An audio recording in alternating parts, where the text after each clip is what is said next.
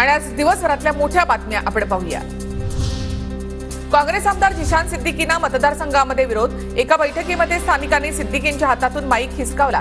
मतदारसंघातील नागरिकांचा जिशान सिद्दीकींवर आरोप। राहुल गांधींसह आम्हाला पुन्हा कारवाईला सामोरं जावं लागेल। टीका केल्यामुळे आमच्यावर हल्ले होऊ शकतात, संजय राऊतांचा आरोप। तर ज्यांची आधीच चौकशी सुरू त्यांना भीती वाटणारच, आशिष शेलार यांची प्रतिक्रिया। नरेश मस्केंची खासदारकी रद्द करण्याच्या मागणीसाठी विचारे हायकोर्टात। एका गुन्ह्यामध्ये दोषी असतानाही मस्केंनी निवडणूक लढवली, राजन विचारे यांचा दावा। मराठा समाज मुख्य प्रवाहातून बाहेर ढकलला गेलाय। मराठा समाजाला मुख्य प्रवाहामध्ये आणण्यासाठी सरकारी नोकऱ्या आणि शिक्षणामध्ये आरक्षणाची गरज। राज्य मागासवर्ग आयोगाचा उच्च न्यायालयामध्ये दावा।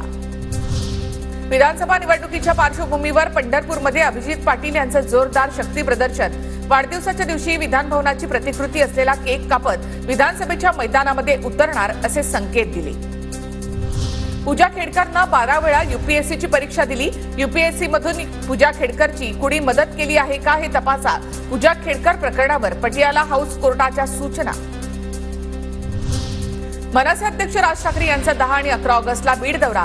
विधानसभा निवडणुकांच्या पार्श्वभूमीवर राज ठाकरे बीडमधील 6 विधानसभा मतदारसंघांचा आढावा घेणार। लाडकी बहीण योजनेचा अर्ज भरण्यासाठी कमी प्रतिसाद। लातूर महापालिकेकडून अनेक प्रभागामधील सुविधा केंद्र बंद। योजनेसाठी अर्ज करण्याचं महापालिकेचं आवाहन।